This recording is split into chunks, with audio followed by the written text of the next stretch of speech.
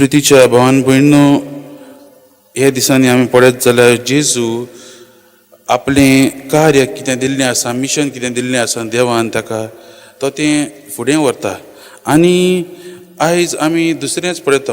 ह्या दिसांनी आमी वाचपाक पळयत जाल्यार जेजू जायत्यांक बरें करता, जेजू जायतीं विजमितां करता, दुसऱ्यांक पेकोवणी दिता. आनी आयज आमी जेजू पळयता, जेजू आपल्या घरा गेल्लो आसा.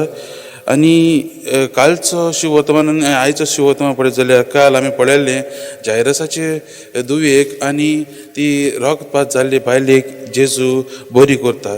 आनी हें सगळें आयज तो जेन्ना आपल्या गांवघरा येता, मोगाच्या भावन भयणो, ताचे गांवचे लोक जे ताका वळखताले ते ताचें हें पळयोवन सगळें हें पळोवन अजब जातात. ताका कशी पदवी मेळ्ळी ती चिंतूंक पडटा. ती आख्खी घुस्पतात आनी ती ताका स्विकारूंक, आतां कितें जालां तें स्विकारूंक तो कसो आतां खरो एक राबाय खरो मासेया तें ती मानून घेवंक तांकां कठीण जाता. मोगाच्या भावन भयणो, आमच्याय जिवितांत जायते फावटी आमी अशेंच करतात. आमी आमच्या लागशिल्ल्यांक, आमच्या भाव भयण्यांक देखून, आमच्या इश्टा मित्रांक देखून जे आमी बारीकसाणेन वळखतात, पूण जायते फावटी तांचें कितें बरें जालें व ती व्हड मानाची जाली जाल्यार आमकां आमचे भितर जायती दूख जाता, जायतो राग येता. आमी जायते फावटी ते आमचो एकचार जो आसा तो मोडटा. आनी तेंच आयज आमी ह्या शिव वर्तमानांत पळयता. जेजू ह्या गांवांत वाडलोलो, तांचे बरोबर रावलोलो, तांचे बरोबर खेळलोलो.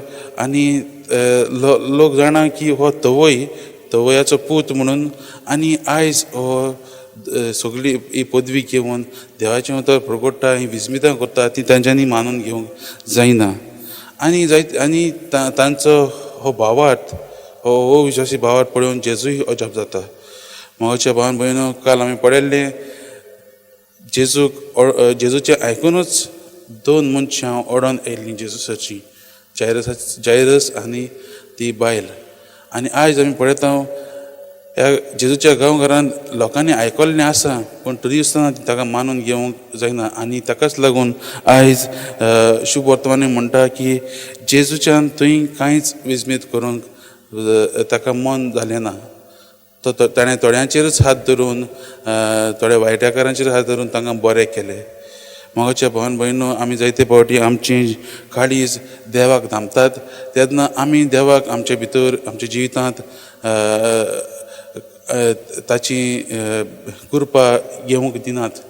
जायते फावटी आमी देवाक नाकारला, देवाक पयस केल्लो आसा.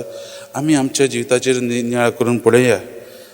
तेच परी आमी आमच्या जिविताचेर नियाळ करता आसतना आमी आमचो संबंद दुसऱ्या कडेन, आमच्या भाव भयण्यां कडेन कसो आसा तो आमी पळया.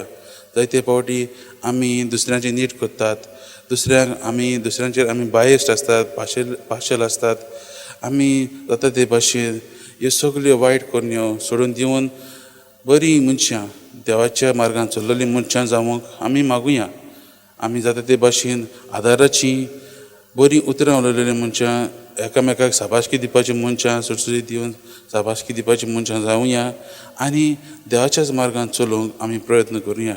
तर मोगाच्या भावन भयणो, आयज ह्या वाचपाचेर नियाळ करता आसतना आमचें मागणें हेंच जावं दी की आमी देवाच्या मोगान भरून आनी देवाच्याच मोगान आमी आमचें जिवीत बदलून एकामेकाक एकचारान रावूंक, एकामेकाक एकवटान रावूंक आमी हीच कृपा देवा लागीं मागुया.